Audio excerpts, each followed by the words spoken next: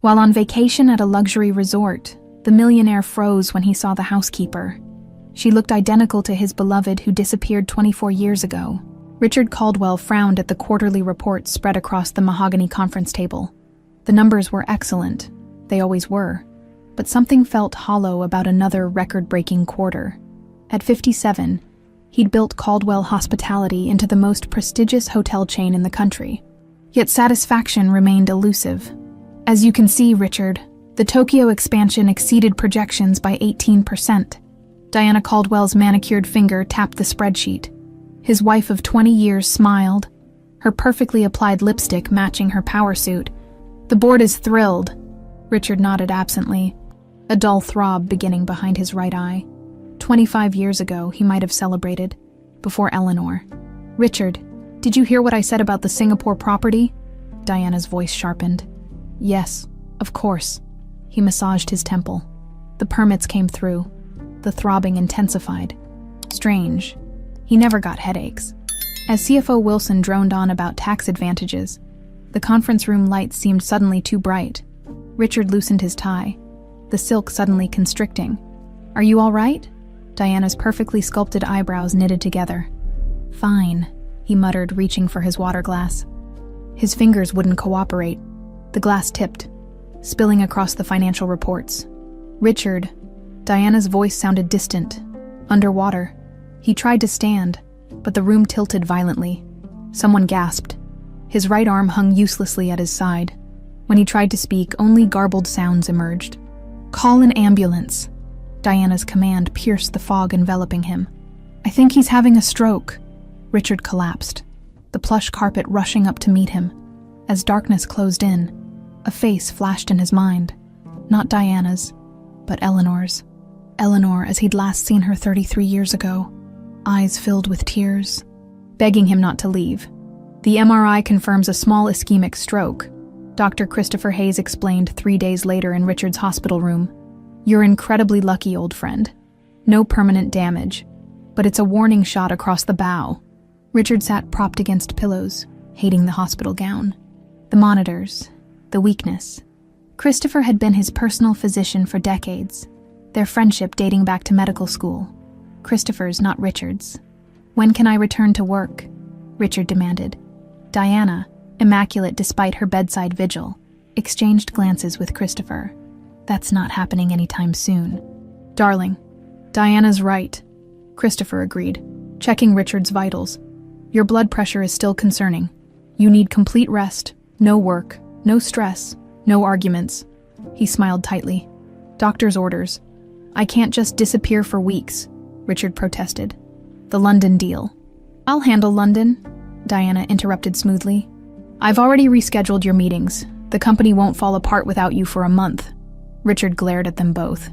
A month. Minimum? Christopher confirmed. Somewhere peaceful, not at home where you'll sneak work calls. Diana brightened. What about the Malibu property? The presidential suite overlooks the ocean. It's perfect for recovery.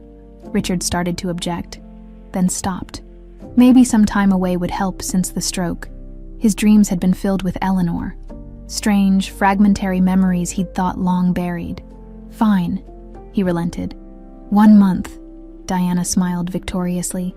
I'll make the arrangements, after she left to call the resort. Christopher lingered, checking Richard's medication chart. You really are lucky, Richard, he said quietly.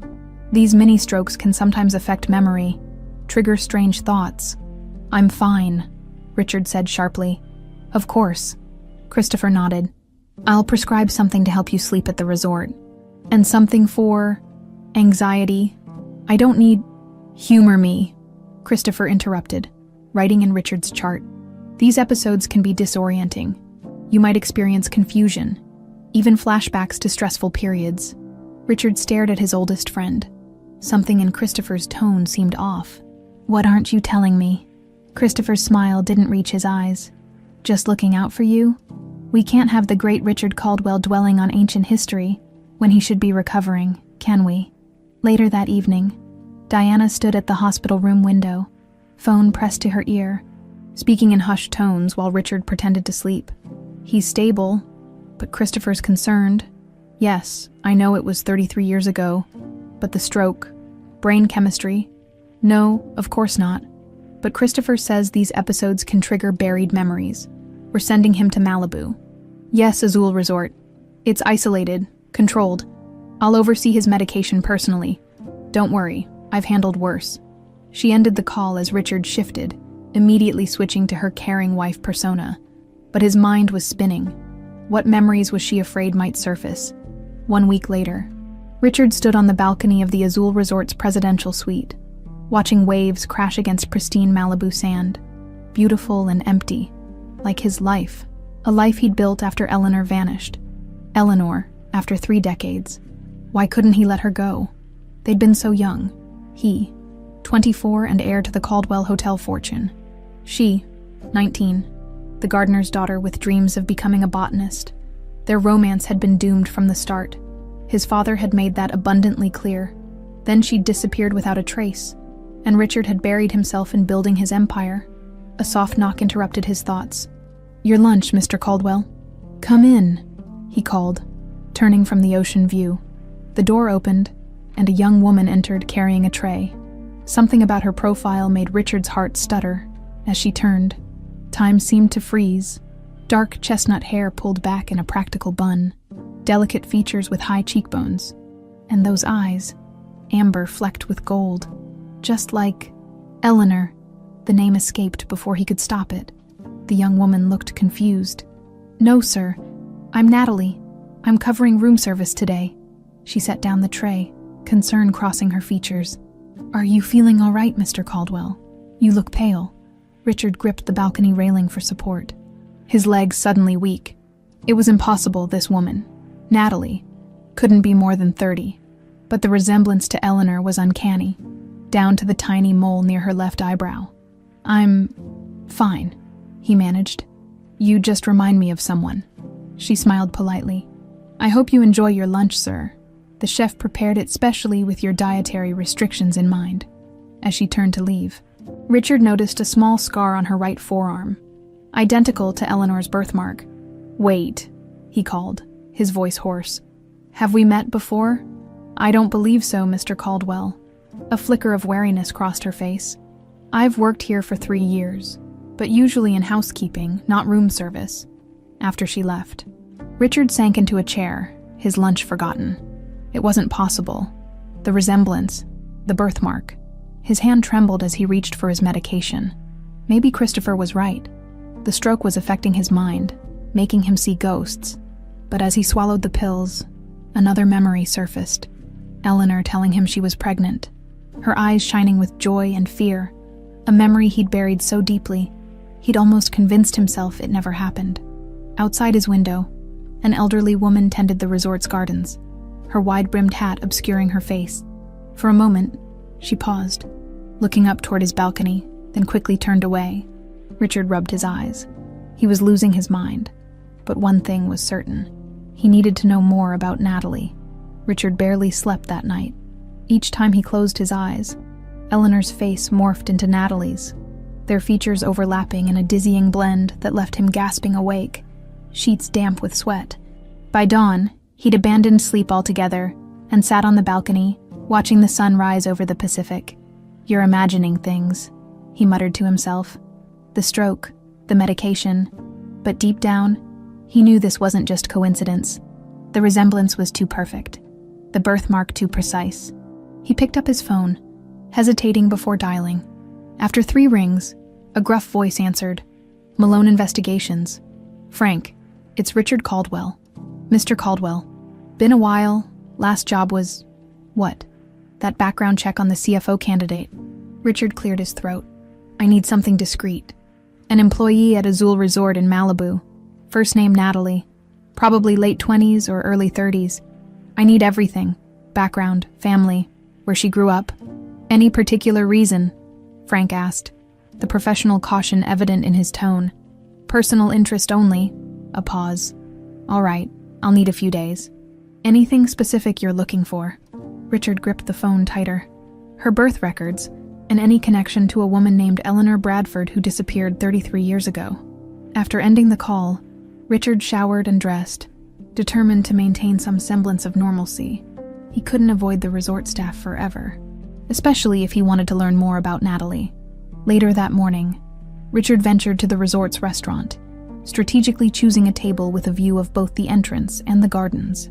He wasn't disappointed when, 30 minutes into his black coffee and untouched omelet, Natalie emerged from a side door carrying fresh towels toward the pool area. He observed her interactions with guests. Warm, efficient, but with a reserve that suggested natural shyness rather than professional distance. Once she laughed at something a child said, the sound striking Richard like a physical blow. Eleanor's laugh, musical and genuine. His coffee cup clattered against its saucer. "Mr. Caldwell, is everything all right?" The restaurant manager appeared at his elbow. "Yes, fine," Richard managed. "Actually, I was wondering about one of your employees. Natalie, I believe. The young woman who brought my lunch yesterday." The manager's expression grew carefully neutral. "Natalie Harris is one of our best staff members. Has there been a problem with the service?" "No, quite the opposite. She was extremely professional. I just wondered, is she from around here?" "I'm not at liberty to discuss our employees' personal information," the manager replied smoothly. "But I can assure you she's been with us for 3 years with an exemplary record." Richard nodded. Retreating. Too direct. He would need to be more subtle. Outside, he spotted the elderly gardener again, methodically pruning roses near the pool area. Something about her movements seemed familiar. The careful precision, the gentle handling of each bloom. As he approached, she stiffened slightly but didn't look up. "Beautiful garden," Richard offered. "You must have been working here a long time." "Long enough." Her voice was low, with a slight rasp. She kept her face angled away, the wide-brimmed hat creating a shield. "I've always admired people who understand plants," Richard continued. He stopped himself. "Someone I knew was studying botany once. She could name every flower, every herb, and its use." The secateurs in the woman's hand stilled momentarily. Most people just see pretty colors. They don't understand the complexity, the healing properties. Exactly what she used to say. Richard smiled, pain lancing through him at the memory of Eleanor, patiently explaining plant classifications as they walked through his father's gardens. The woman nodded slightly and moved farther down the row of roses, clearly ending the conversation. As she turned, Richard caught a glimpse of weathered skin, deep lines around the mouth. Nothing like Eleanor, he told himself. Just an old woman who preferred plants to people. That afternoon, a sharp knock pulled Richard from a fitful nap. Another memory. Dream. Eleanor in tears, begging him not to leave her alone with his father while he went to London on business. In the dream, he'd promised to be back within a week. In reality, when he returned 10 days later, she was gone. No note, no trace. The knocking came again. Richard opened the door to find Diana standing there, designer luggage at her feet, sunglasses perched on her perfect blonde coiffure. "Surprise, darling." She smiled, brushing past him to inspect the suite. "I thought you could use some company." Richard's stomach twisted. "I thought you were handling the London negotiations." Wrapped them up early. She removed her sunglasses, eyes narrowing slightly as she assessed him. "You look terrible. Are you taking your medication?" "Of course," he lied, having flushed that morning's dose down the toilet. The pills made him foggy, dulled his thoughts, and he needed clarity now more than ever. Diana's smile tightened. "Good," Christopher called. "He's concerned about your recovery," she unpacked with brisk efficiency. "He mentioned you might experience some confusion, memories resurfacing." Richard watched her carefully. "What kind of memories?" "Oh, nothing specific. Just that stroke patients sometimes experience flashbacks to stressful periods." She paused, too casually. "You haven't been dwelling on unpleasant things. Have you, like Eleanor?" The directness of the question caught him off guard. "Why would you bring her up?" Diana shrugged elegantly. "It was a traumatic time for you. Her disappearance. Your father's disappointment." She approached, laying a cool hand on his cheek. "I just don't want you upsetting yourself over ancient history." Something in her tone raised alarm bells. The same concern Christopher had shown, as if they were afraid of what he might remember. Miles away, in a modest apartment complex on the outskirts of Malibu, Natalie Harris unlocked her door, exhaustion weighing on her shoulders after a double shift. "Mommy," 8-year-old Noah launched himself at her, his thin arms wrapping around her waist. "Ms. Parker let me help feed the classroom hamster today." Natalie smiled, dropping her purse to return the hug. "That's wonderful, sweetie. Did you take your medicine?" Noah nodded against her stomach. "Mrs. Jimenez made me take it before dinner, but I still feel tired." Concern flickered across Natalie's face as she brushed dark hair from her son's forehead. Despite his excitement, the pallor beneath his olive skin worried her. "Why don't you show me that science project while I heat up dinner?" she suggested, guiding him toward the small kitchen. She listened to Noah's chatter about school, while mentally calculating her bank balance against next week's cardiology appointment. The specialist had mentioned a new procedure, experimental, but promising. The cost made her dizzy. After tucking Noah in and checking his medication, Natalie sank onto their worn sofa, pulling a worn leather-bound book from her bag, her inheritance from Agnes, the only mother she'd ever known. The old woman's botanical knowledge had been extraordinary, and Natalie had absorbed as much as she could before Agnes passed 5 years ago. Inside the book's cover was the faded photograph Agnes had given her on her deathbed, along with the confession that had shaken Natalie's world. "You came to me when you were just a baby. I didn't give birth to you. Child, but you were meant to be mine to protect." Natalie traced the image of the young woman in the photo, beautiful, with Natalie's same amber eyes, standing beside flowering shrubs, one hand protectively over her swollen belly, the only clue to her birth mother's identity, along with the silver medal Agnes had pressed into her palm. "One day, when it's safe," Agnes had whispered cryptically, "the truth will find you." Natalie closed the book as a peculiar shiver passed through her. All day, she'd felt unsettled after her encounter with Richard Caldwell, the way he'd looked at her, as if he'd seen a ghost.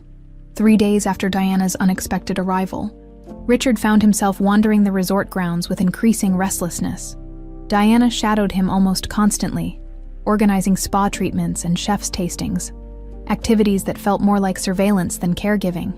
On the rare occasions she took business calls, Richard seized the opportunity to explore alone. Today was one such opportunity, ostensibly heading for the beach. Richard diverted to the resort's renowned botanical gardens. Once Diana disappeared into their suite for a conference call, his steps quickened as he spotted Natalie kneeling by a bed of medicinal herbs, clipboard in hand as she inventoried plants. He approached casually, hands in pockets. "Those aren't just decorative, are they?" Natalie glanced up, surprise registering before her professional mask slipped back into place. "Mr. Caldwell? No, they're not. Azul incorporates these herbs into the spa treatments and cuisine." Richard nodded, studying the plants. Lavender for relaxation, mint for digestion. "What's this one?" He pointed to a plant with tiny white flowers. "Feverfew," Natalie replied, a hint of genuine enthusiasm warming her voice. "It helps with migraines. We dry the leaves for the spa director's special headache remedy. You know your plants." A slight flush colored her cheeks. "My mother, my adoptive mother, was a botanical healer. She taught me everything about medicinal plants." Richard's heart quickened. "Adoptive mother?" Natalie hesitated, clearly wondering why she'd shared something so personal. "Yes, Agnes raised me from infancy." "She must have been remarkable," Richard said carefully. Sensing her discomfort, something softened in Natalie's expression. She was self-taught, but she knew more about healing plants than most doctors. "That's actually why I inventory these. I help the chef and spa director with proper usage." "A family tradition," Richard murmured. "I suppose so." Natalie looked down at her clipboard. "I should finish this before my regular shift starts." "Of course, but I'd love to hear more sometime. Maybe you could show me around the gardens. My doctor recommends peaceful activities." He smiled ruefully. "My wife has scheduled every spa treatment available, but honestly, I prefer plants to hot stones and cucumber masks." Natalie hesitated, then nodded. "I lead a garden tour for guests on Thursday mornings. You're welcome to join." As Richard thanked her and walked away, he didn't notice the elderly gardener watching their exchange from behind a nearby hedge, her weathered hands gripping pruning shears tight enough to leave marks on her palms. "You're distracted tonight," Diana observed over dinner on their private balcony. The sun set dramatically over the Pacific, bathing everything in golden light. Richard shrugged, pushing around his barely touched sea bass. Just thinking about the past. Diana set down her fork with deliberate care. That's not helpful for your recovery. Isn't it strange, Richard continued, ignoring her comment, how some memories stay buried until something triggers them? A flash of alarm crossed Diana's face before she controlled it. Christopher warned about this. The stroke can cause fixation on random memories. They don't feel random. Richard met her eyes directly. I've been remembering Eleanor, specifically our last conversation before she disappeared. Diana reached for her wine glass. Ancient history, darling. 30 years is a long time to dwell on a college romance. 33 years, Richard corrected. And there's something I can't reconcile in my memory.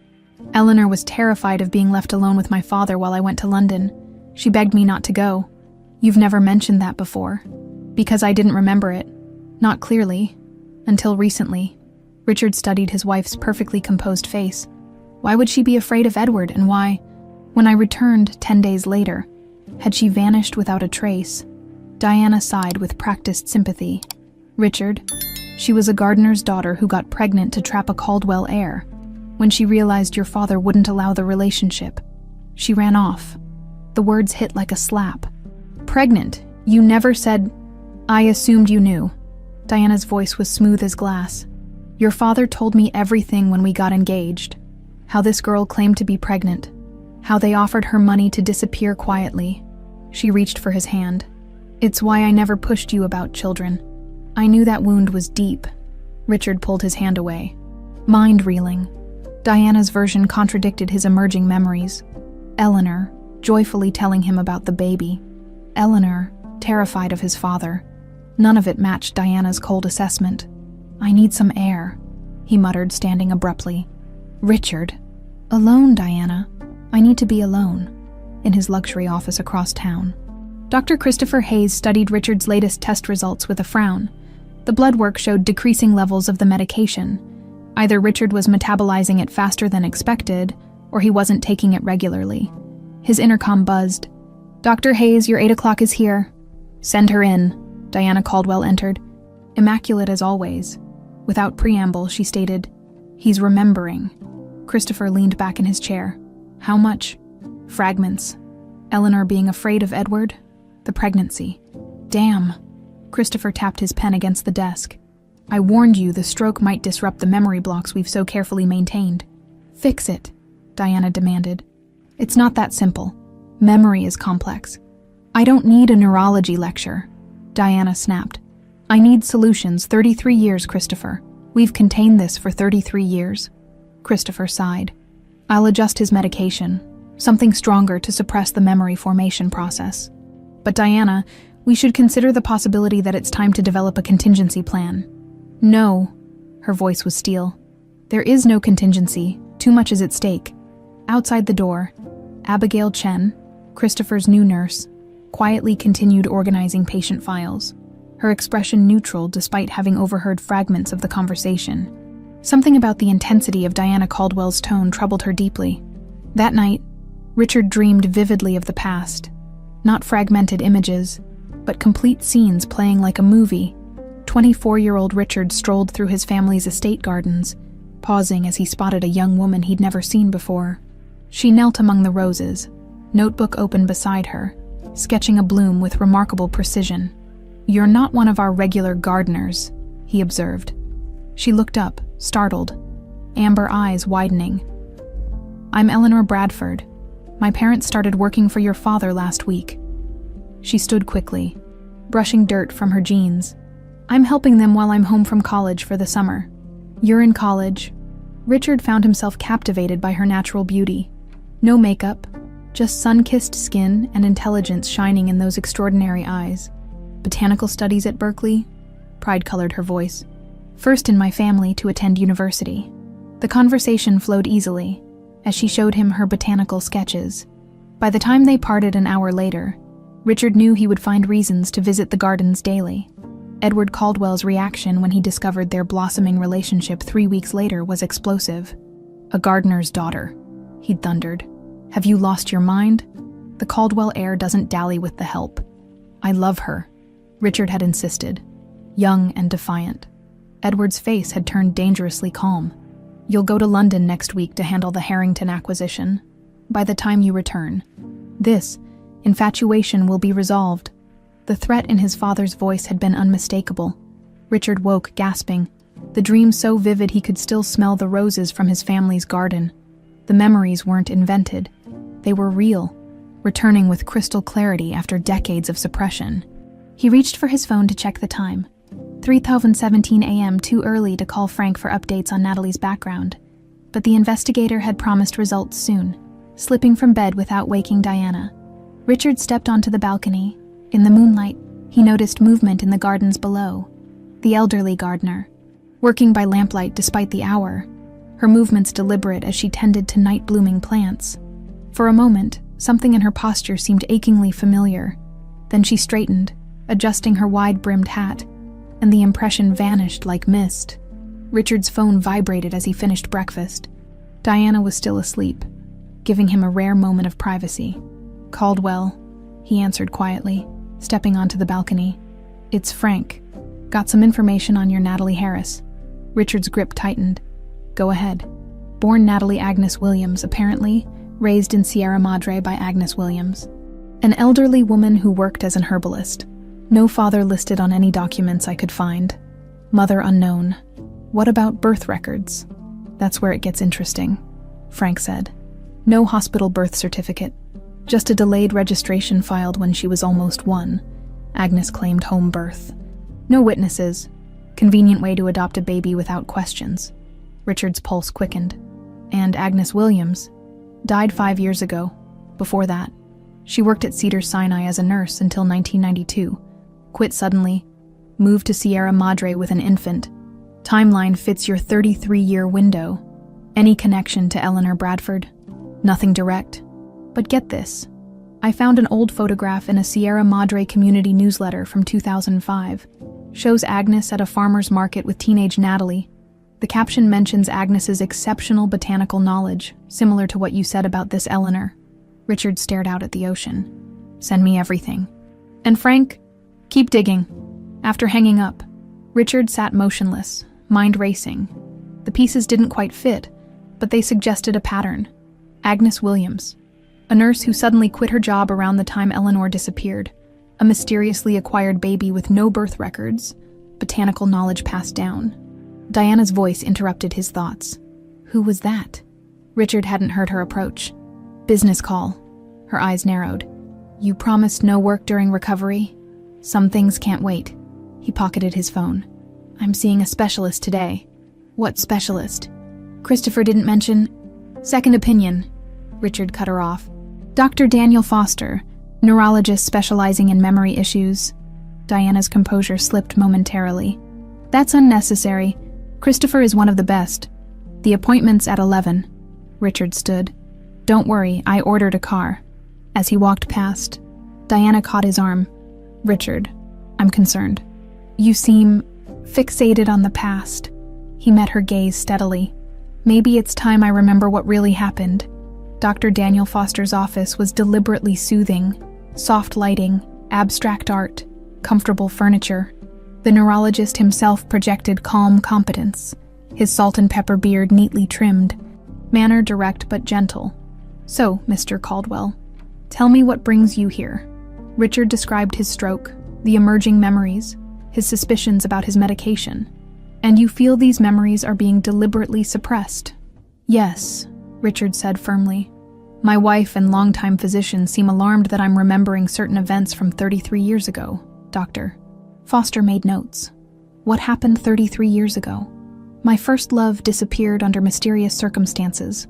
I was told she left voluntarily, but my emerging memories suggest otherwise. Richard hesitated. She was pregnant with my child. Foster looked up. Have you experienced memory gaps throughout the years? I suppose. That period has always been hazy. I assumed it was emotional trauma. Or it could be dissociative amnesia, Foster suggested.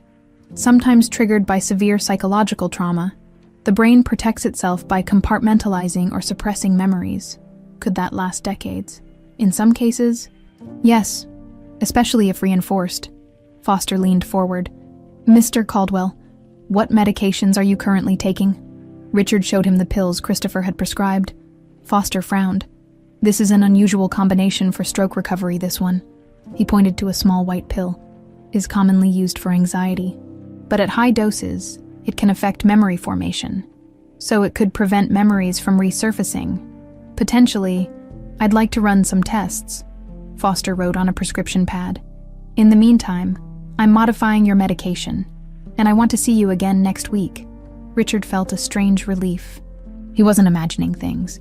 At Cedars Sinai Medical Center, Abigail Chen sorted medical records in Dr. Hayes' office, troubled by the conversation she'd overheard between him and Diana Caldwell. Something about Richard Caldwell's medication didn't sit right with her. On impulse, she opened the hospital's database, searching for Eleanor Bradford. Nothing recent, but there was a patient file from 1992. Restricted access. Curious. Hayes' voice startled her. Abigail, what are you doing? She closed the screen quickly. Just organizing files, Dr. Hayes. He studied her suspiciously. I need you to prepare Richard Caldwell's new prescription. Double the anxiolytic dose. Double, Abigail questioned before she could stop herself. That's well above standard. I'm aware. Hayes cut her off. Mr. Caldwell is a special case. Do it now, please. After he left, Abigail stood frozen, facing an ethical dilemma. The dosage seemed dangerous, possibly intended to sedate rather than heal. Making her decision, she prepared 2 sets of medication, one with Hayes' instructions, another with the proper therapeutic doses. The question was which to deliver. Natalie's garden tour was small. Just Richard, an elderly couple, and a mother with 2 bored teenagers. As they walked through the resort's extensive gardens, Richard was struck by Natalie's transformation. Shy and reserved in her housekeeping role, she became animated and confident discussing plants. This section contains traditional medicinal herbs, she explained, gesturing to carefully labeled beds. Many modern pharmaceuticals originated from these plants. Digitalis from foxglove for heart conditions, willow bark containing salicin, which led to aspirin. Did you study botany formally? Richard asked. No. Regret tinged her voice. I always wanted to, but college wasn't financially possible. My knowledge is all from Agnes, my mother, and my own research. As the tour continued, Richard noticed the elderly gardener watching from a distance, pretending to work whenever anyone glanced her way. Near the end, the other guests drifted ahead, leaving Richard and Natalie momentarily alone. Your mother must have been an extraordinary teacher, Richard commented. Your knowledge rivals university training, Natalie smiled. Agnes believed healing came from understanding nature, not just books, she'd say. Plants speak to those who listen. Richard felt a jolt. Eleanor had said those exact words to him once. Did Agnes work in medicine before becoming an herbalist? He asked casually. She was a nurse at Cedars Sinai, Natalie confirmed, but she never discussed why she left, just that she needed a fresh start. As they rejoined the group, Richard noticed Natalie absently touching a chain around her neck, partially visible beneath her uniform. Something hung from it, tucked beneath her collar. The tour ended at the orchid greenhouse, Richard lingering behind as others departed. Thank you, he said sincerely. This was more therapeutic than anything else I've tried. Plants have that effect, Natalie replied, then hesitated. Mr. Caldwell, may I ask why you're so interested in my background? It feels personal. Richard considered deflecting but chose honesty. You remind me of someone I lost long ago. Someone very important to me. Genuine compassion filled her eyes. Eleanor's eyes. I'm sorry for your loss. A text message alert interrupted the moment. Richard checked his phone.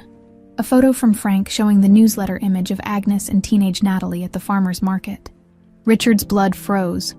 In the background, barely visible but unmistakable, stood the elderly gardener, 30 years younger but with the same posture, same way of holding her pruning shears. He looked up sharply.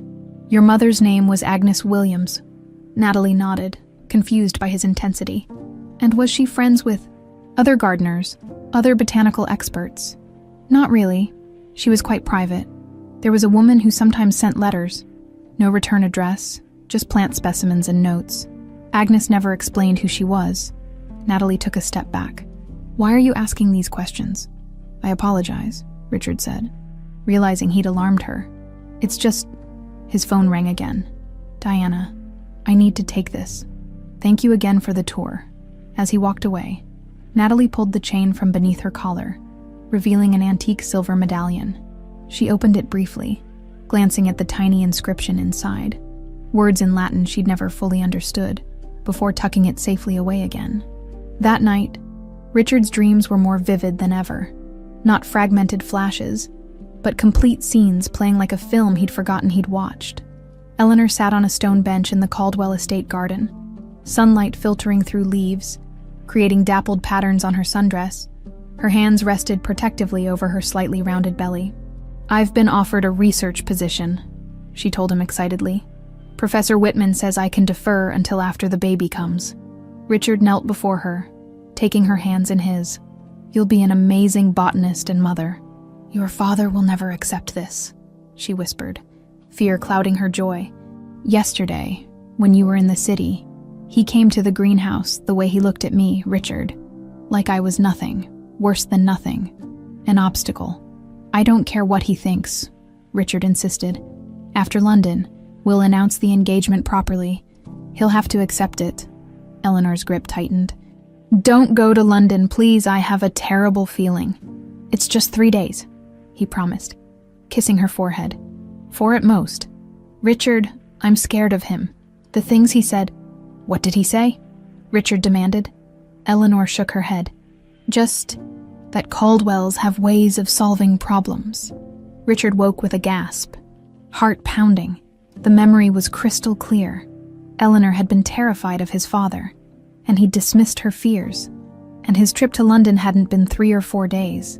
It had stretched to 10. By the time he returned, she was gone. Beside him, Diana stirred. "Another nightmare. Just dreams," he murmured. Mind racing. The timeline was wrong in Diana's version. She claimed Eleanor had run off after learning his father wouldn't accept the relationship. But in his memories, Eleanor already knew that, and she hadn't been planning to leave. "I'm getting water," he said, slipping from bed in the suite's kitchenette. Richard checked his phone. Another message from Frank.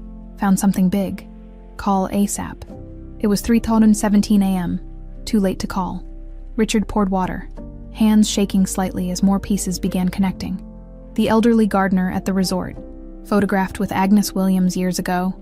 Agnes, a former nurse who suddenly left her job around the time Eleanor disappeared. Natalie, raised by Agnes with Eleanor's eyes, Eleanor's birthmark, Eleanor's passion for botanical healing. "Can't sleep." Diana's voice made him jump. She stood in the doorway, silk robe perfectly arranged, watching him with calculating eyes. "Just thinking," he replied, "about Eleanor again." Diana sighed. "Richard, this obsession isn't healthy. It's not an obsession to want the truth." Diana's voice hardened slightly. "The truth is she left you, end of story." "Is it?" Richard challenged. "Because I'm remembering differently. Eleanor was excited about the baby, about our future. She was terrified of my father, not eager to leave." Diana's expression flickered before smoothing into concern. "These false memories are exactly what Christopher warned about. Stroke patients often confuse reality with..." "Stop," Richard cut her off. "You and Christopher have been remarkably aligned in your concern about my memories, almost as if you both know what I might remember." Diana stepped closer, switching tactics. "You're exhausted and stressed. Let me call Christopher. He can adjust." "My medication," Richard finished. "The medication Dr. Foster says is suspiciously high-dosed and likely suppressing my memory function." Diana froze. "What second-rate doctor has been filling your head with?" "One of the country's leading neurologists." Richard felt strangely calm now. "Diana, what really happened to Eleanor?" She recovered quickly, reaching for his hand. "Darling, you're not well. Let me help you back to bed." Richard allowed himself to be led, aware that confronting Diana directly had been a tactical error. She was now fully alerted to his suspicions. He needed to be more careful. "He's remembering more than we anticipated," Diana said sharply into her phone the next morning, standing on the beach far from the resort. "And he's consulted another neurologist." "Who?" Christopher demanded. Daniel Foster, Christopher cursed. Foster's highly respected. His assessment will carry weight. Richard's questioning everything. The timeline. Eleanor's disappearance. My knowledge of events. Diana kicked at the sand. He's getting dangerously close. Has he connected Natalie to Eleanor? He's fascinated with her, but I don't think he's made the full connection yet, though he's clearly suspicious. Christopher sighed. We need to accelerate the plan. I'm sending Abigail with his new medication today. Double dosage, as we discussed. It should significantly increase memory suppression and create mild sedation. And if that doesn't work, then we move to more permanent solutions. Diana ended the call, unaware of the elderly gardener working behind nearby dunes. Close enough to have heard every word, Natalie's modest apartment was quiet, except for the hum of the oxygen machine beside Noah's bed. His condition had worsened overnight, his lips slightly blue, despite the supplemental oxygen, his breathing more labored than usual. She checked his pulse, anxiety knotting her stomach. The specialist's words echoed in her mind. Without the surgery, his heart will continue to weaken. Natalie brushed dark hair from her son's forehead. The surgery cost was impossible. $250,000 that insurance wouldn't cover for an experimental procedure. She'd been saving every penny, working double shifts, but at this rate, she'd never have enough in time. The hospital had payment plans, but they required a substantial down payment that was still beyond her reach. She'd applied for charity programs, grants, even considered crowdfunding, but nothing had materialized quickly enough.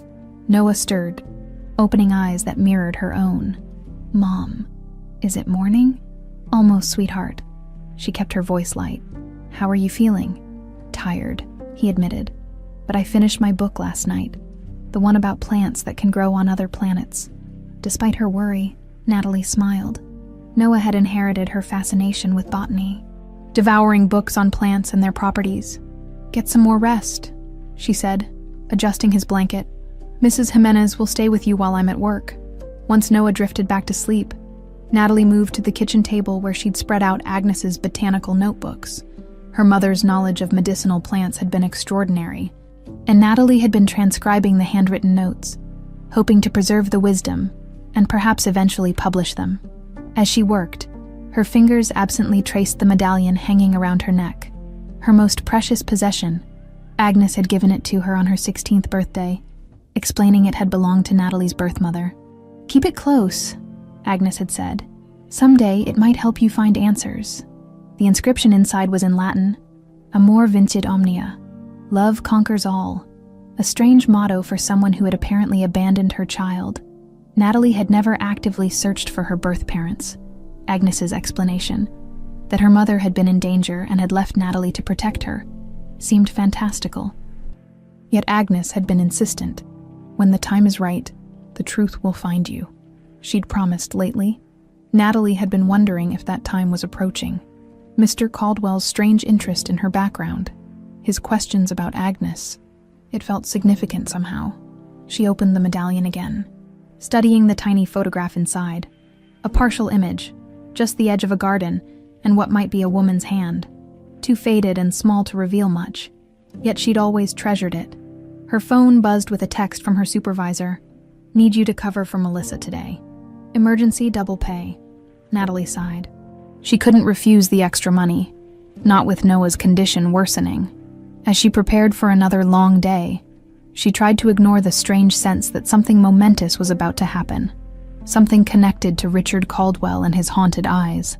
At the resort, the elderly gardener known to staff as Josephine worked methodically among the roses, her movements deliberate despite arthritic hands. Behind her thick glasses and beneath her wide-brimmed hat, her eyes constantly scanned her surroundings, particularly the path from the main building. When Richard appeared, walking alone toward the beach, Josephine stiffened momentarily before resuming her pruning. She'd been avoiding direct contact with him, watching from a distance as he spoke with Natalie, noting his growing suspicion and awareness. For 33 years, she'd lived in shadows, watching over the daughter she'd been forced to abandon, maintaining her distance to protect them both. Now, everything threatened to unravel because of a stroke and returning memories. Diana's phone conversation that morning had confirmed her worst fears. They were planning something permanent if the medication failed. Josephine, who had once been known as Eleanor Bradford, faced an impossible choice. Maintain her cover or risk everything to warn Richard before it was too late. Dark clouds gathered on the horizon as Richard paced his suite, waiting for Frank's call. Diana had left for a spa appointment after their tense breakfast, giving him a brief window of privacy. When his phone finally rang, Richard answered immediately. "I found something critical," Frank said without preamble. "Accessed sealed records from Cedars-Sinai. 33 years ago, and Eleanor Bradford was admitted with pregnancy complications." Richard's grip tightened. What happened? Official record says she died during childbirth. Death certificate signed by Dr. Christopher Hayes. The room seemed to tilt. "Christopher, that's impossible. He was my friend. He's still my doctor." "There's more," Frank continued. "Agnes Williams was the attending nurse. She quit abruptly the next day. And here's the kicker. The infant was also reported deceased. But there's no death certificate for the baby, just a notation of complications during delivery. Are you saying..." "I can't prove it, but the timeline fits. Agnes disappears with a mysteriously acquired infant right after Eleanor allegedly dies in her care. Then there's this."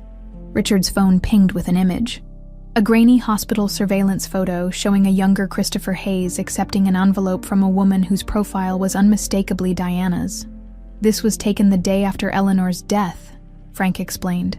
"Diana was Edward Caldwell's protégé at the time, years before you married her." Richard sank into a chair, pieces falling into horrible alignment. "My God." "There's one more thing," Frank added. "I ran a background check on the resort gardener, Josephine Miller. Her identity only goes back 25 years before that." "Nothing?" "And look at this comparison." Another image appeared.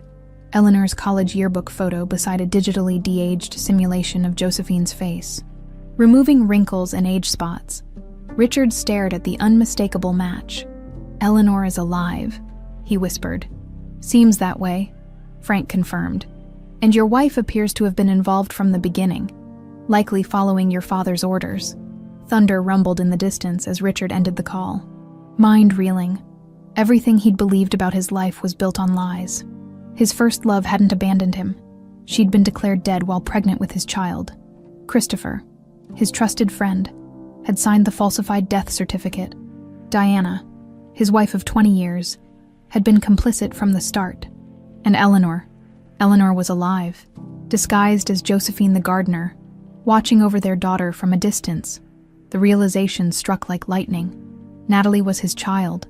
The birthmark, the botanical knowledge, the age. It all fit.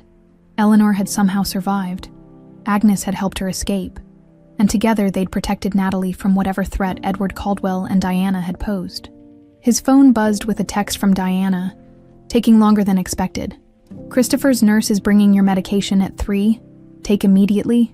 Doctor's orders." Richard deleted the message. No more medication, no more lies. The storm broke with sudden fury as Richard made his way to the gardens, hoping to find Josephine, Eleanor, before Diana returned. Rain lashed against his face as lightning split the darkened sky, but he pressed on, driven by 3 decades of buried truth. The gardening sheds were empty. Richard checked each one, calling out Josephine, and then, more desperately, "Eleanor." Only the howling wind answered, soaked and growing frantic. He turned toward the staff quarters. If he couldn't find Eleanor, perhaps Natalie could lead him to her. He needed to tell them both everything before it was too late. Lightning flashed again, momentarily illuminating a figure standing beneath a large oak. Richard squinted through the downpour. "Eleanor." The figure didn't move. Richard approached slowly, heart pounding. "I know who you are," he called over the storm's roar. "I know what happened." The woman remained motionless, face hidden beneath her broad-brimmed hat, when Richard was just feet away. She finally looked up, removing her thick glasses, despite the aging. The weathered skin, the gray hair, those amber eyes were unmistakable. "Eleanor," he breathed. "You shouldn't be out in this storm, Mr. Caldwell," she said, clinging to her disguise even now. "Eleanor," he repeated, reaching for her hand. "I remember everything. I know what they did to you, what Christopher and Diana did, what my father orchestrated." She pulled back. You're confused. I'm just a gardener. The medallion, Richard pressed. The silver one with the Latin inscription. I gave it to you on your 20th birthday. Amor vincit omnia. Love conquers all. Eleanor's composure cracked, tears mingling with raindrops. They'll kill you if they realize you know, she whispered. They already tried once with your stroke. My stroke wasn't natural. Christopher has been adding small amounts of digitox into your medication for years. Not enough to kill you, just enough to eventually cause heart damage or stroke. When you survived, they increased the dosage to suppress your memories. Richard felt sick. And you've been watching all this time. I had no choice. Eleanor's voice broke. Agnes helped me escape the hospital after they declared me dead. She'd overheard Diana instructing Christopher to take care of the problem permanently. They planned to kill me and our baby. Natalie, Richard said. Our daughter. Eleanor nodded.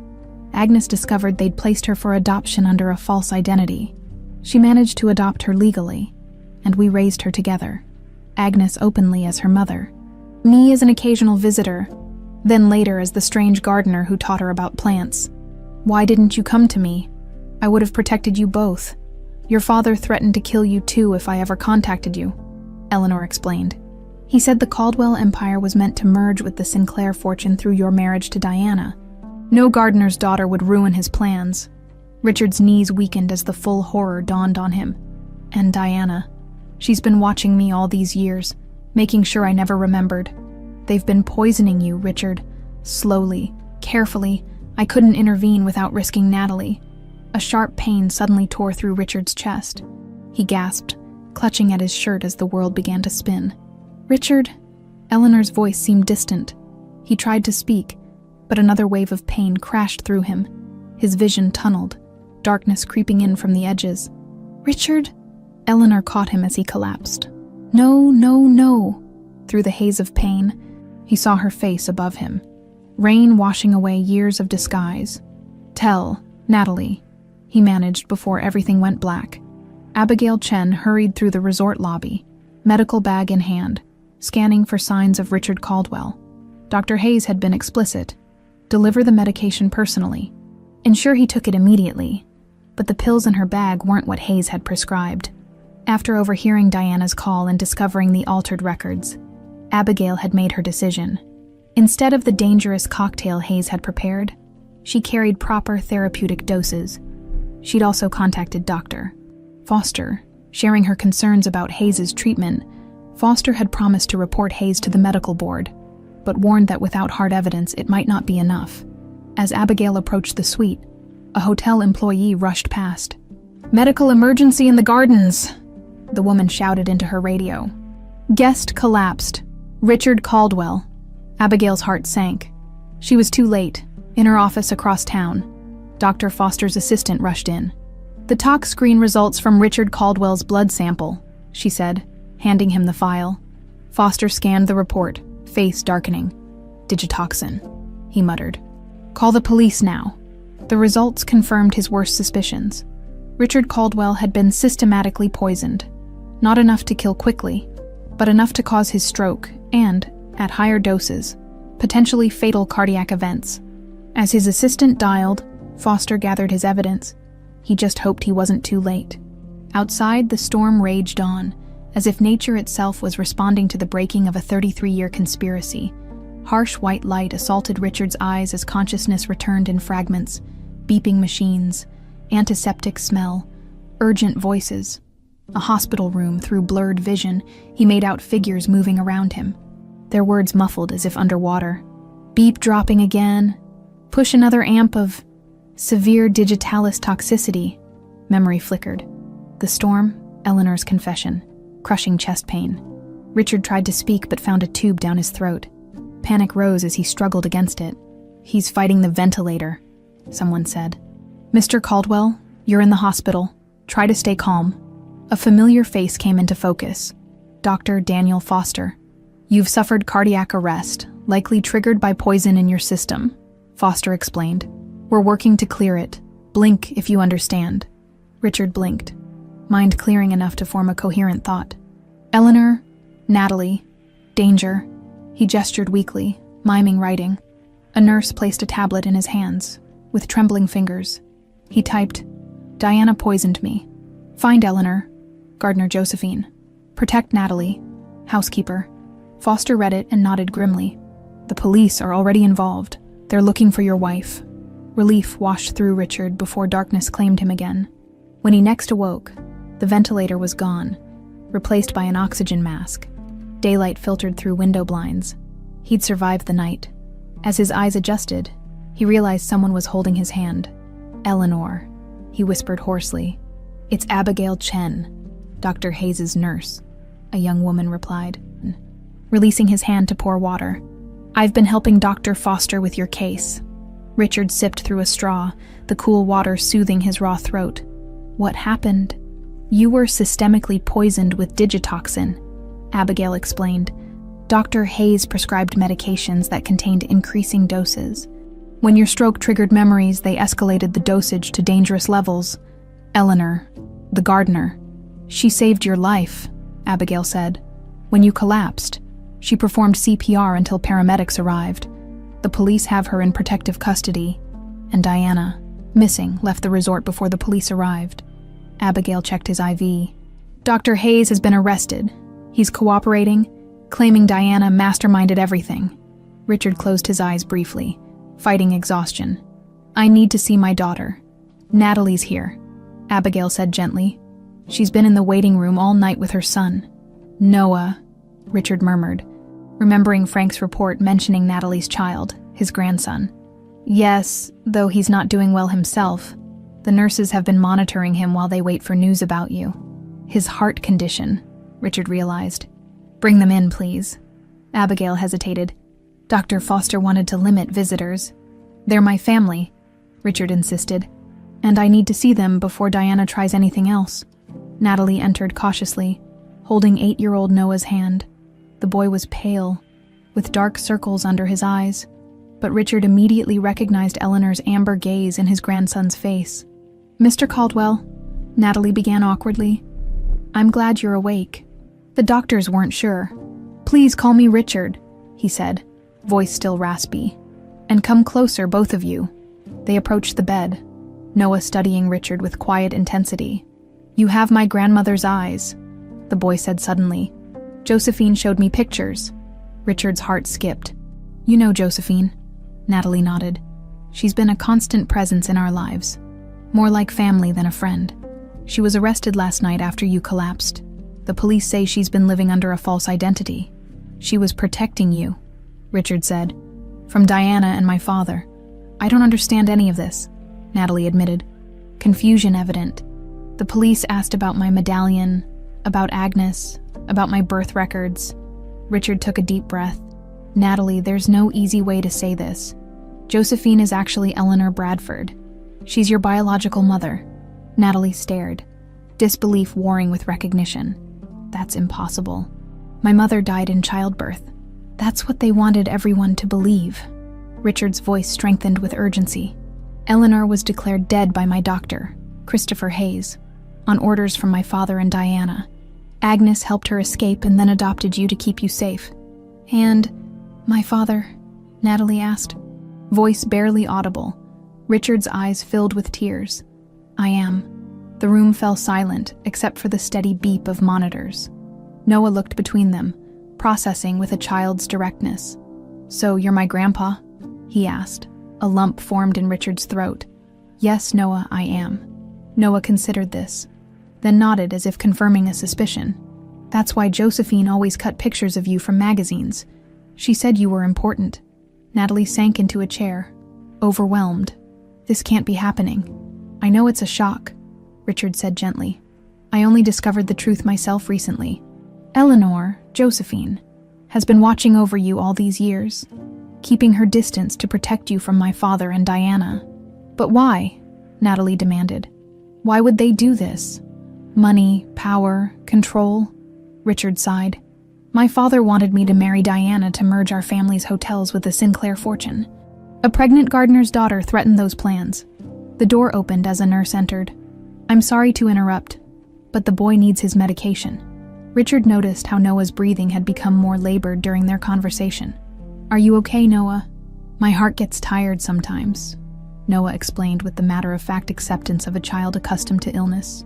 He needs surgery, Natalie said quietly. An experimental procedure our insurance won't cover.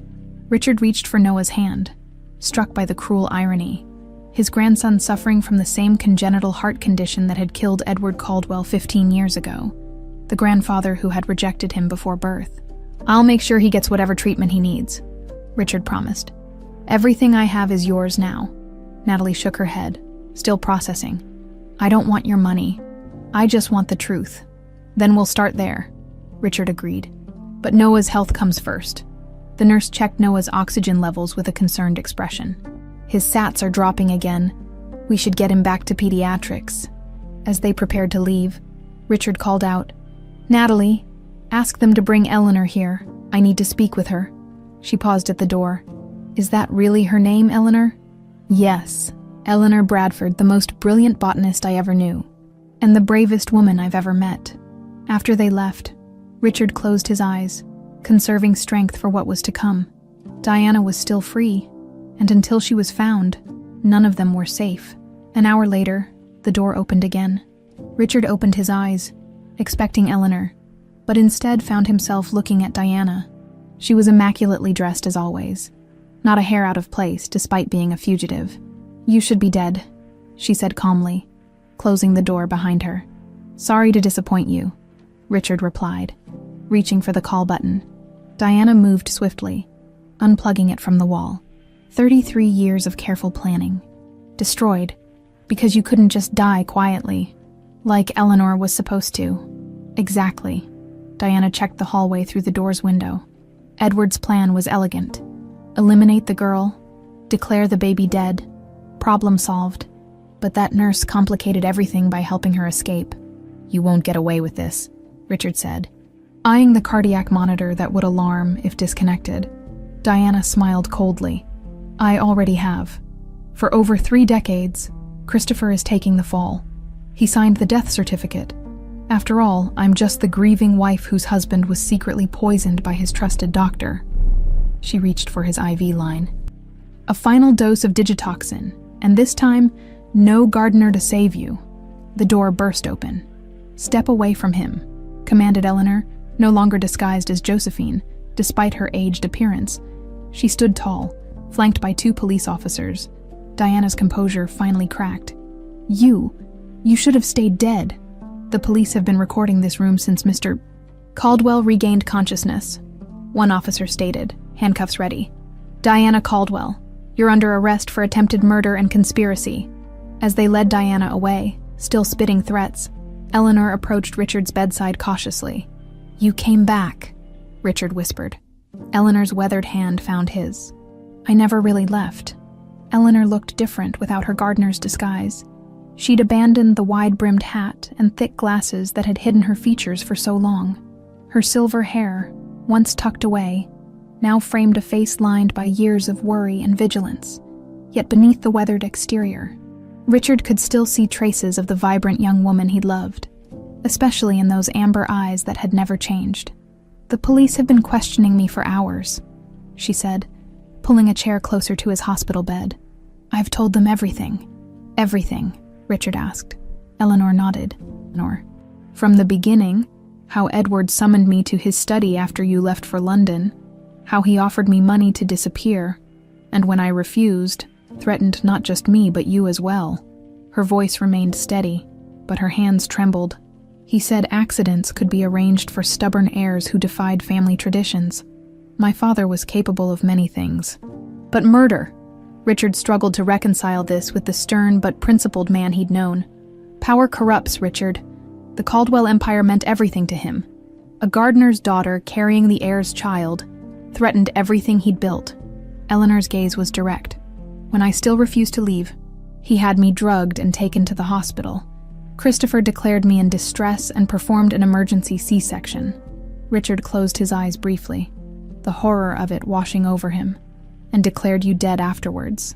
Yes, but Agnes, bless her soul, realized something wasn't right. She'd heard Diana instructing Christopher to ensure neither I nor the baby survived the complications. She managed to revive me in the recovery room and smuggled me out during shift change. What about Natalie? Agnes couldn't save her immediately. By the time she returned to the nursery, Natalie had been transferred to state custody as an orphaned newborn. It took Agnes nearly 11 months to track her down and legally adopt her. Eleanor's eyes glistened. I was still recovering, hiding in Agnes's cabin in the mountains, when she finally brought Natalie home. It was the happiest day of my life, and the beginning of decades of fear. Richard reached for her hand. I'm so sorry, Eleanor. If I had known. You couldn't have known. Diana and Christopher made sure of that. She squeezed his fingers. The police found Edward's letter in Diana's safe deposit box. Apparently, he wrote a full confession before his death, detailing the plot against me and how Diana had helped execute it. She kept it as insurance against Christopher ever talking. And now, Christopher's confessed to everything, falsifying my death certificate, helping place Natalie for adoption, and gradually poisoning you over the years on Diana's instructions. Eleanor's expression hardened. Apparently, he's hoping for leniency by cooperating. A knock interrupted them as Dr. Foster entered with Abigail Chen.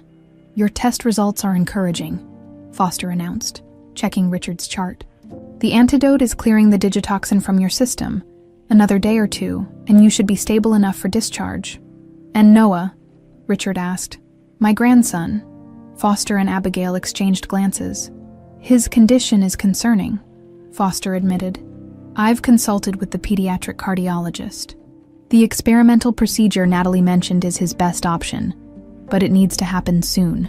Whatever it costs, Richard said firmly. Make the arrangements immediately. I already took the liberty, Foster replied. Dr. Suarez is the leading surgeon for this procedure. She can fit Noah in next week, but she needs to start the preoperative protocol immediately. Thank you, Richard said, genuinely moved by the doctor's initiative. After Foster and Abigail left, silence fell between Richard and Eleanor.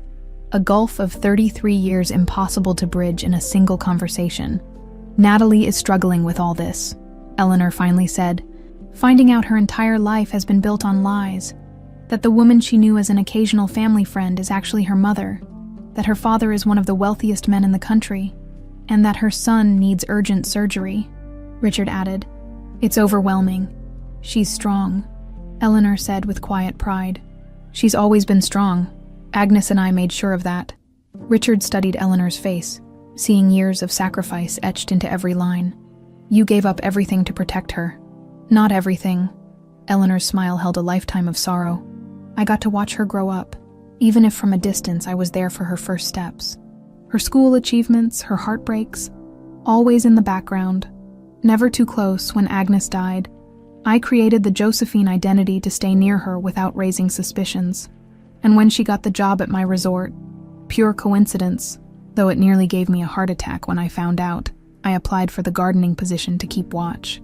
Terrified Diana would recognize the resemblance. Eleanor shook her head. I never imagined your stroke would bring everything to the surface. The door opened again, and Natalie entered alone, her expression carefully composed. The doctors are running more tests on Noah, she explained. I wanted to. She trailed off, looking between Richard and Eleanor, clearly uncertain how to navigate this new reality. Eleanor stood. I should give you two some time. No, Natalie interrupted. Please stay, Mother. The word hung in the air, experimental and fragile. Eleanor sank back into her chair, eyes glistening. I've been reading the police reports, Natalie continued, and reviewing the evidence they found in Diana's possession. I still can't believe any of this is real. I understand, Richard said. It's a lot to process. My whole life I've wondered about my birth parents, Natalie said. Agnes told me you were in danger, that you'd given me up to protect me. I always thought it was a kind fiction to ease the pain of abandonment. Nothing about our separation was voluntary, Eleanor assured her. Letting Agnes raise you alone, keeping my distance. It was the hardest thing I've ever done. Natalie brushed away tears. And now Noah.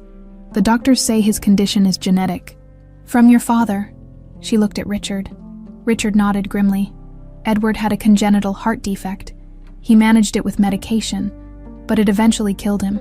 I never inherited it, but it seems to have skipped a generation. The irony isn't lost on me, Natalie said bitterly. The man who rejected me before birth passed down the condition threatening my son's life. We're going to save Noah, Richard promised. Dr. Foster is arranging the surgery with the best specialist in the country. I can't accept that, Natalie protested. I don't expect you to suddenly become financially responsible for us just because of biology. It's not about obligation, Richard insisted. It's about making things right. 33 years of wrongs can't be undone. But this, helping Noah, this I can do. Eleanor reached for Natalie's hand. Let him help, sweetheart. Pride won't save Noah's life. Natalie's composure finally broke. My son is dying, and suddenly I have parents I never knew existed.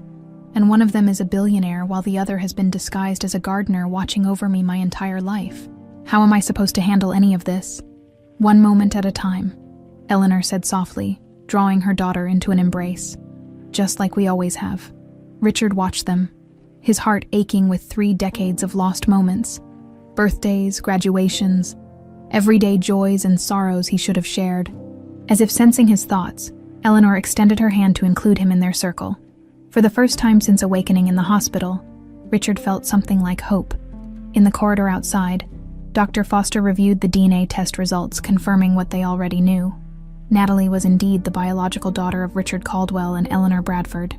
The genetic markers also confirmed Noah's condition was identical to the one documented in Edward Caldwell's medical history. The evidence against Diana and Christopher was overwhelming. Justice would be served. But first, a little boy needed to be saved.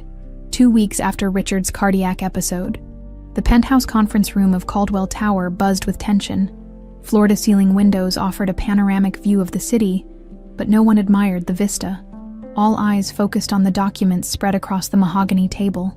Richard, still pale but regaining strength daily, sat at the head to his right. Eleanor reviewed evidence files with the careful attention she once gave to botanical specimens. To his left, Frank Malone organized surveillance photos and hospital records. Across from them, District Attorney Victoria Sandoval and 2 detectives prepared for Diana's arraignment hearing. The case against Hayes is ironclad, Sandoval explained.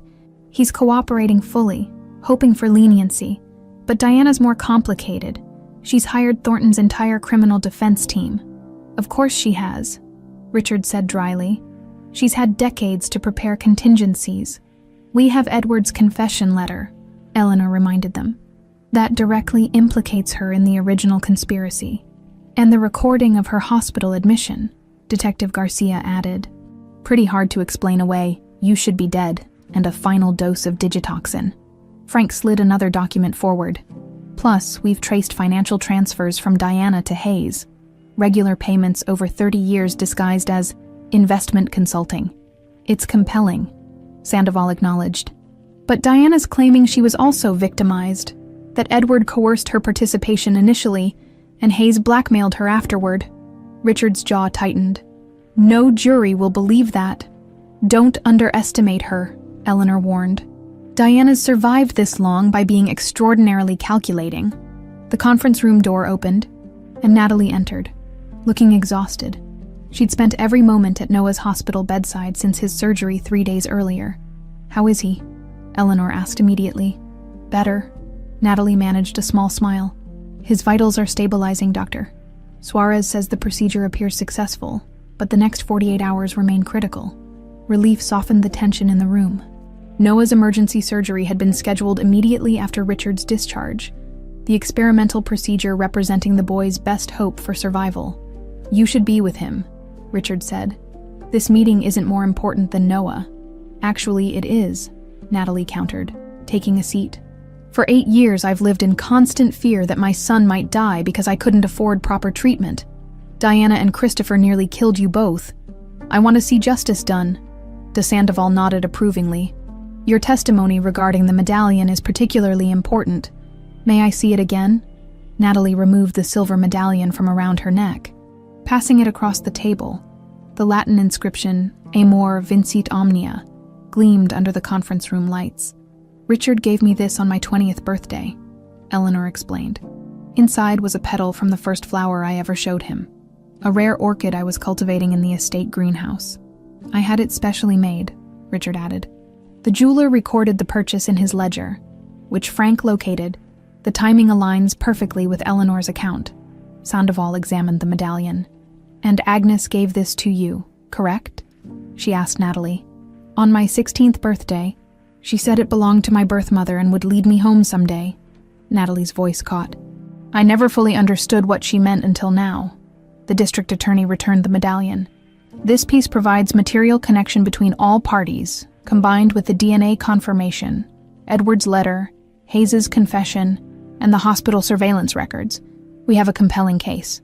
But, Richard prompted, sensing hesitation.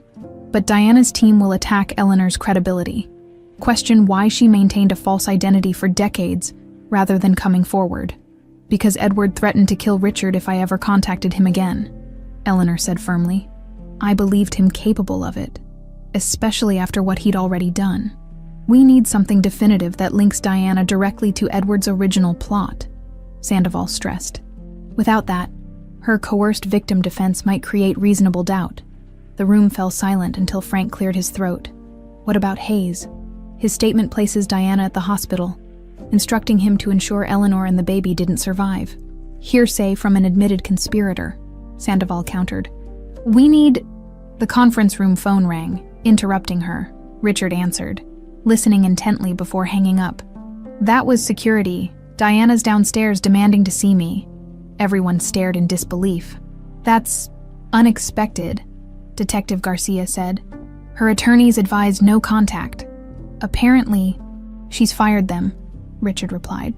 She's alone and insisting this is her final opportunity to explain.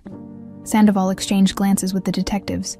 This could be advantageous if she's willing to talk without counsel. It could also be dangerous, Eleanor objected. She's already tried to kill Richard twice. She's been thoroughly searched, Richard assured her. And we'll have security right outside. After brief discussion, they agreed to proceed, with the detectives monitoring from the adjacent room. Before Diana arrived, Sandoval briefed everyone on legally permissible strategies. When Diana finally entered, Richard barely recognized his wife of 20 years. Her designer wardrobe had been replaced by subdued, practical clothing. Her perfect makeup couldn't conceal exhaustion etched across her features. Only her posture remained unchanged. Spine straight, chin lifted in defiance, she froze momentarily upon seeing Eleanor and Natalie, then continued to the empty chair Sandoval indicated. No attorneys, Richard asked. They wanted me to plead insanity, Diana replied with a bitter laugh. Apparently, 30 years of calculated decisions can be dismissed as delusional obsession. Isn't that your best defense? Eleanor asked, studying the woman who had orchestrated her supposed death. Diana's gaze sharpened. I'm not insane, Eleanor. I never was. Every decision was rational, based on protecting my interests that aligned with Edward's initially, then became my own. Those interests nearly cost multiple lives, Natalie interjected, voice tight with controlled anger. Diana assessed her coolly.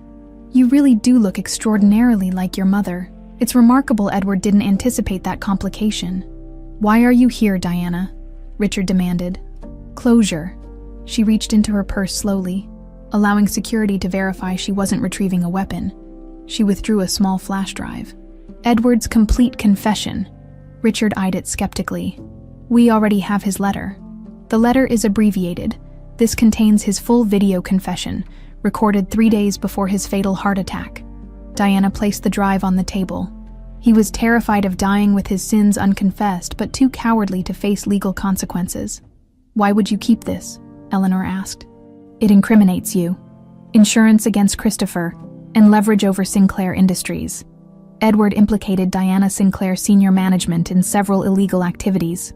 Diana's smile was cold. I was protecting my investments. And now you're offering it as, what? A plea bargain? Richard asked. No, Diana said simply. I know I'm going to prison. This ensures I won't go alone. The Sinclairs, who pushed Edward into our arrangement and financed the cover-up, deserve to fall too. Why would Edward record this? Sandoval questioned, breaking her silence. Diana's expression darkened. Guilt. Partly, but mostly fear of hell, Edward became ridiculously religious after his first heart attack, thought confession would save his eternal soul while preserving his earthly reputation. She turned to Richard. He never regretted separating you from Eleanor. He genuinely believed she was beneath you socially, but he was haunted by ordering her death and the baby's disappearance, called it his one true sin. Diana addressed Eleanor directly. I never had Edward's moral qualms. For me, it was simple strategy. Richard was the path to controlling Caldwell hospitality. You and the baby were obstacles. I would make the same decision again. The room fell silent at her cold calculation. You never loved me, Richard finally said. Not once in 20 years. I respected you, Diana countered. Your business acumen, your vision, love was irrelevant. Natalie stood abruptly. While you're being so candid, answer me one thing. Did you know about my son's condition? That he inherited Edward's heart defect? Diana met her gaze unflinchingly. Yes, I had you monitored periodically. When Noah was diagnosed, I considered it cosmic justice. Edward's genetic flaw threatening his unwanted grandchild's life. Natalie's hands clenched. You knew a child was suffering and did nothing. I owed you nothing, Diana replied simply. My arrangement was with Edward. Once he died, my only concern was protecting my position. Something in her tone caught Eleanor's attention. What arrangement exactly? Edward promised to transfer controlling interest in Caldwell hospitality to me if I helped eliminate the Eleanor problem and ensured Richard married into the Sinclair family. Diana's expression soured. A promise he later modified, giving me only 20%, hence my insurance policies. Richard stared at his wife of 2 decades, this stranger he'd never truly known. All of this, our entire marriage, was a business transaction. Of course. Diana seemed genuinely surprised by his shock. I assumed you knew on some level. Our compatibility was too perfect. Our business visions too aligned. She shrugged. You got a capable CFO and companion. I got wealth and power, an equitable arrangement. With remarkable dignity, Eleanor rose. I think we've heard enough, Detective Garcia. The door opened immediately as the detectives entered. Diana Caldwell, Garcia began. You have the right to remain silent. As Diana was led away, she paused beside Richard. For what it's worth, poisoning you wasn't personal. You were just becoming a liability as memories resurfaced. That's supposed to make me feel better, Richard asked incredulously. No, she replied, just completing the transaction with full disclosure. After she departed, the room remained silent until Natalie's phone rang. She answered anxiously, then closed her eyes in relief. Noah's awake, she announced. He's asking for me. Go, Richard and Eleanor said simultaneously. As the others gathered their materials, Richard and Eleanor found themselves alone for the first time since the hospital. 33 years, Eleanor murmured, all because of Edward's pride and Diana's ambition. Richard took her weathered hand. We can't reclaim those years, but perhaps we can still build something from here. Noah's recovery comes first, Eleanor said pragmatically. Then helping Natalie adjust to all this. Richard nodded. One step at a time, together. From the office window, they watched Diana being escorted into a police vehicle below, her posture still rigid with defiance. Love conquers all, Eleanor translated the medallion's inscription softly. It took 33 years, but perhaps it finally has. 6 months later, the Azul resort was transformed. Gone were the sleek minimalist furnishings and corporate atmosphere. In their place, lush botanical displays created intimate spaces for relaxation and healing. The resort's expansive gardens, once merely decorative, now featured medicinal plants with educational placards detailing their properties and uses. Richard Caldwell stood on the main terrace, watching guests explore the newly completed Botanical Research Center. The state-of-the-art facility occupied what had once been the resort's exclusive spa, now repurposed to honor Eleanor's lifelong passion. Grandfather. Noah's voice rang out as he ran across the lawn. His cheeks flushed with healthy color. 6 months post-surgery, he showed no signs of the frail boy who had once struggled for breath. Mom says the new greenhouse deliveries are here. Richard smiled, still marveling at how quickly he'd adapted to being called grandfather. Let's go check them. Shall we? Noah grabbed his hand, pulling him toward the delivery area. Dr. Suarez said my heart is super strong now, even stronger than other kids. That's wonderful news, Richard replied. matching his grandson's pace. After Noah's successful surgery, Dr. Suarez had joined the board of the newly established Caldwell Heart Foundation, which funded advanced cardiac treatments for children whose families couldn't afford them. They reached the greenhouse where Natalie directed workers unloading rare plant specimens. She'd blossomed in her new role as the center's research director, her innate botanical knowledge now supported by formal education. She'd enrolled in university to complete the degree she'd always dreamed of. "Dad," she greeted Richard, the term still new enough to make them both pause momentarily. "The Malaysian specimens look healthy, but we should get Mom to check them." "I'm already here." Eleanor appeared from the orchid section, clipboard in hand. She'd abandoned her Josephine disguise but kept her practical gardening clothes, refusing the trappings of wealth that now surrounded her. "The Rafflesia needs immediate attention. It's showing stress from shipping." Richard watched his reunited family work together, their shared botanical passion creating a bridge across their years apart. When he'd proposed converting Azul into a botanical research center, they'd embraced the idea wholeheartedly. The facility now served triple duty: luxury resort, research institution, and educational center focused on medicinal plants. The transition hadn't been without challenges. The business world had reeled from Diana's arrest and subsequent conviction. Christopher Hayes had received a reduced sentence for his cooperation, but still faced 15 years for his role in the conspiracy. Diana, refusing any deals, had been sentenced to 30 years, one for each year of her deception. Richard had restructured Caldwell Hospitality, divesting many properties but retaining Azul as the flagship of a new enterprise focused on wellness and healing. The corporate board had initially resisted, but Richard's controlling interest, and the threat of a complete public airing of the Caldwell-Sinclair conspiracy, had silenced opposition. Mr. Caldwell, Abigail Chen, now the center's medical liaison, approached with a tablet. "The conference call with the Brazilian ethnobotanical team is scheduled in 20 minutes. "Thank you." "Abigail," Richard nodded. "And how are the pediatric scholarship applications coming?" "We've received over 200 candidates. Dr. Foster is reviewing the medical cases personally." Abigail smiled. "Your foundation is making a real difference." After she departed, Eleanor joined Richard, her weathered hand finding his. "You're quiet today." "Just thinking about how much has changed," he admitted. 6 months ago I was dying, poisoned by my wife, with no knowledge of my daughter or grandson. And now, Richard gestured to the thriving center around them. "Now I have everything I never knew I was missing." Eleanor's expression softened. "We can't reclaim those lost years." "No," Richard agreed. "But we can ensure Noah and Natalie never lose another day." He paused. "Are you sure about tomorrow? It's not too late to keep things private." "I'm sure," Eleanor said firmly. "After 33 years of hiding, I want to stand in the sun." The next morning, the central garden of Azul Resort was transformed for an intimate ceremony. Chairs arranged in a semicircle faced a simple arbor woven with Eleanor's favorite flowers. Security ensured privacy, with only close friends and trusted staff in attendance. Noah, dressed in a miniature suit, proudly performed his role as ring-bearer. Natalie, serving as matron of honor, adjusted her mother's simple lace wrap before taking her place beside the arbor. Dr. Foster and Frank Malone, who had become unlikely friends through their shared investigation, sat in the front row alongside Abigail and key members of the research staff. When the music began, a classical piece Eleanor had loved in her youth, Richard turned to watch her approach. She wore no bridal gown, just an elegant ivory dress that complemented her silver hair. She carried a bouquet of the same rare orchids she'd been sketching when they first met nearly 34 years ago. As she reached him, Richard took her hands. The justice of the peace smiled at the couple.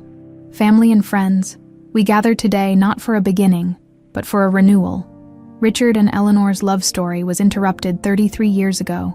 Today, they reclaim that story and write a new chapter.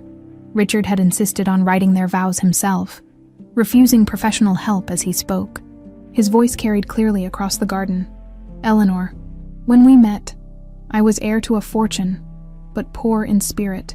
You showed me beauty in the simplest bloom, taught me that true wealth lay in connection, not possession."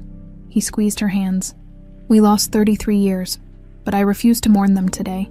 Instead, I celebrate finding you again, finding our daughter, discovering our grandson. I vow to cherish every day we have left, to protect our family as I failed to do before, and to love you with every breath remaining to me."